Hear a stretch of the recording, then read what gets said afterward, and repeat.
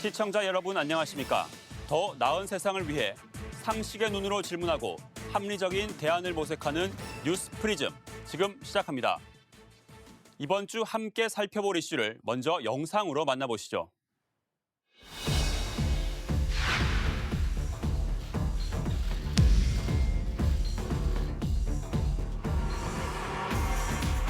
우리나라는 근로자의 노동시간이 OECD 회원국 중 가장 긴 편에 속한다는 불명예스러운 평가를 받아왔습니다. 지난 1년간 정부의 각종 정책적 지원과 함께 현장의 노사가 적극 협력한 결과 현재 시점에서는 주 52시간제 준비 상황이 이전보다 크게 개선된 것으로 보입니다.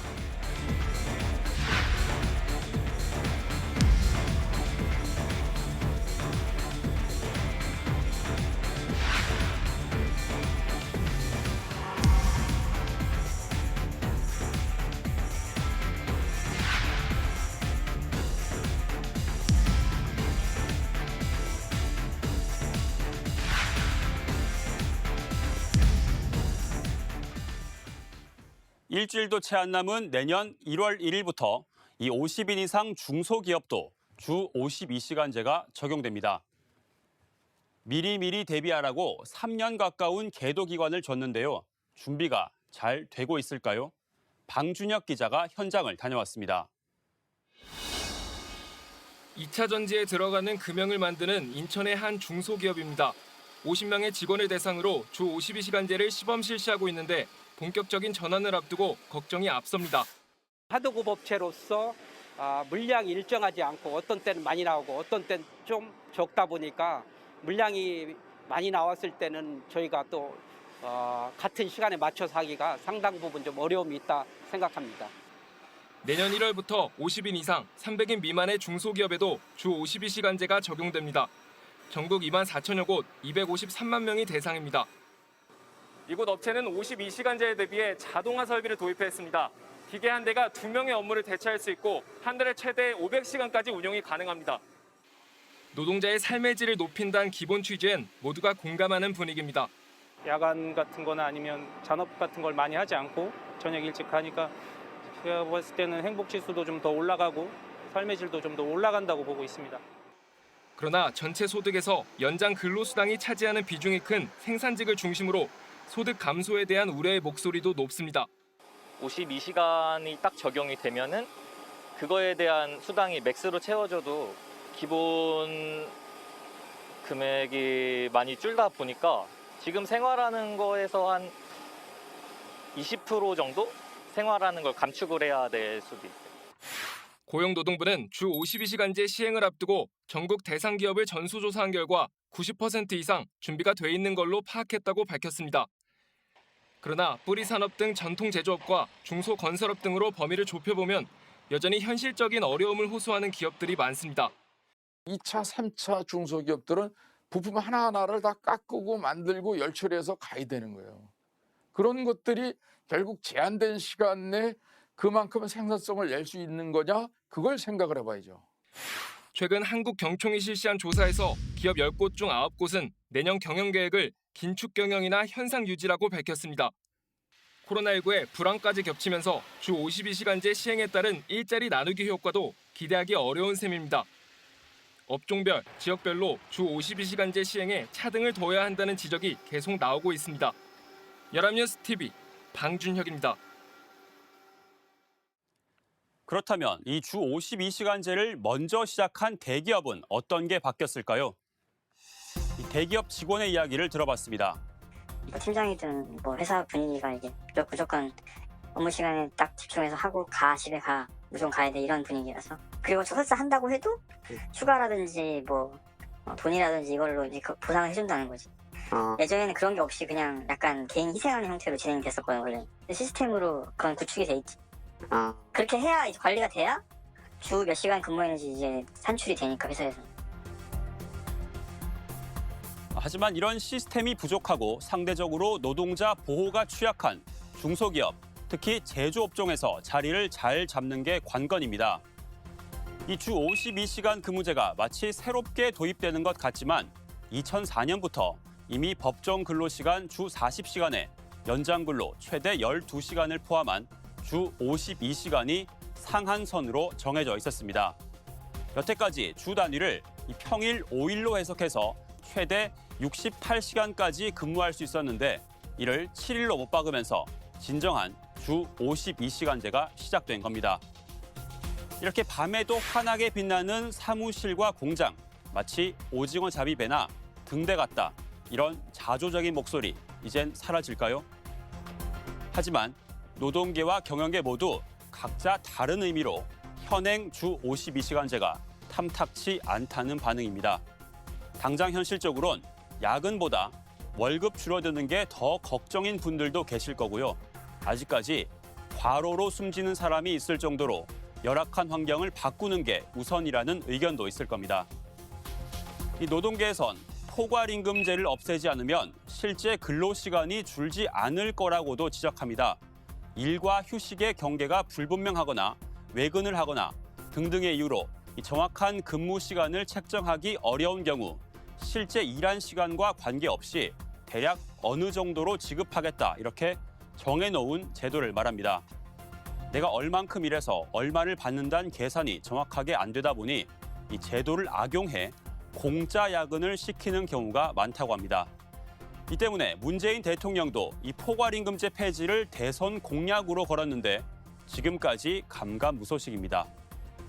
반면 경영계는 주 52시간제 하는 건 좋은데 유연 근무제를 확대해서 인력을 좀 더 유연하게 쓸 수 있게 해달라는 입장입니다. 이 회사 일이 항상 일정한 게 아니죠. 일이 몰릴 때가 있는가 하면 없는 때가 있기 때문에 한 주가 아니라 최대 6개월을 기준으로 이 주 평균 근무 시간이 52시간을 넘지 않도록 하는 제도 등이 있습니다. 최근 국회도 이 주 52시간제 시행을 앞두고 볼멘 소리하고 있는 중소기업계가 융통성을 좀 더 발휘할 수 있도록 여지를 열어두긴 했습니다. 하지만 그럼에도 불만은 가라앉지 않고 있는데요. 이 내용은 한지희 기자가 취재했습니다. 내년부터 적용되는 주 52시간제가 불가능한 중소기업을 위해 보완책으로 도입된 탄력근로제. 쉽게 말해 일이 많을 때는 오래 일하고 일이 적을 때는 일하는 시간을 줄여서 법정 근로시간을 맞추는 제도입니다. 정부는 3개월로 돼 있던 탄력근로제 단위 기간을 6개월로 연장하는 개정안을 지난 9일 통과시켰습니다. 주 52시간제가 내년부터 의무화되는 만큼 성수기나 비성수기가 구분되거나 업무량 변동이 큰 기업의 요구에 따라 노동시간을 유연하게 해줄 필요가 있다는 판단에서였습니다.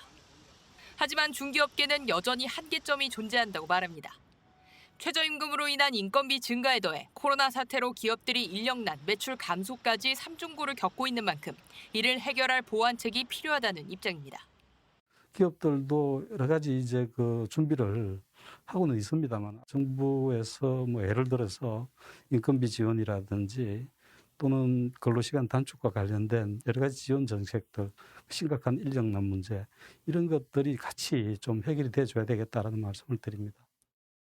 6개월의 짧은 시간 단위만으로는 인력 운영과 투자 계획 수립이 힘든 만큼 선진국처럼 단위 기간을 1년으로 확대하자는 지적도 나옵니다. 지금 미국이나 그 독일 같은 경우 상당히 우리나라에 비해서 노동시장이 유연화되어 있습니다. 사무직의 14%가 이 연장 근로라든지 뭐 이런 쪽이 아예 적용이 안 됩니다. 우리는 상당히 그 경직적인 상황에서 6개월인 거거든요. 최소한 1년 정도로 연장하는 게 맞다. 탄력근로제 시행 요건을 근로자 대표 동의해서 관련 부서 대표 협의로 개선하면 근로시간을 더 유용하게 운용할 수 있다는 의견도 있습니다. 올해 내내 이슈화되었던 탄력근로제 논쟁, 산업 현장의 혼란을 줄일 수 있도록 기업 규모나 업종 특성을 고려한 세부적인 보완책이 필요해 보입니다. 연합뉴스TV 한지희입니다. 주 52시간이라는 목적을 향해 일단 출발은 했지만 이처럼 당분간 혼란은 불가피해 보입니다. 각 단체 간 이견이 클 뿐 아니라 장기적으로는 기업 체질 개선, 또 임금 체계 개선 등 사회 전반을 손봐야 하는 일이어서 더 그렇습니다. 정치권에 던져진 과제는 임혜준 기자가 짚어봤습니다. 여당은 탄력근로제 단위 확대를 골자로 한 근로기준법 개정안 통과로 일부 중소기업의 숨통은 텄다고 평가합니다. 지난해 2월 대통령직 속 경제사회노동위원회에서 노사정이 어렵게 도출해낸 합의안이었던 만큼 의미를 부여하고 있습니다. 노와 사와 정이 마음을 합해서 만들어진 합의안인 만큼 그 정신이 그대로 존중되도록 잘 입법하겠다는 말씀을 드리겠습니다. 야당에선 당장 내년 도입엔 한계가 있다며 시행 유예를 주장했습니다. 장시간 지속되고 있는 경제 불황에 코로나19 사태까지 덮친 산업 현장은 그야말로 생사고비에 놓여 있습니다. 모두가 행복한 삶이 되기 위한 답은 간단합니다. 주 52시간 근무제 유예기간 연장입니다. 같은 당 윤희숙 국민의힘 의원도 주 52시간 도입을 코로나 사태 이후로 연기해야 된다며 주 52시간 연기가 곧 전태일 정신을 잇는 것이라 말해 논란이 일기도 했습니다.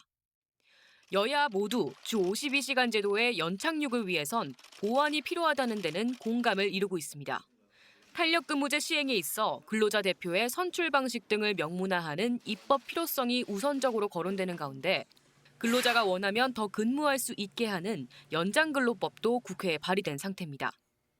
특히 코로나라는 특수한 재난 상황을 고려한 보완책은 불가피하다는 게 중론입니다.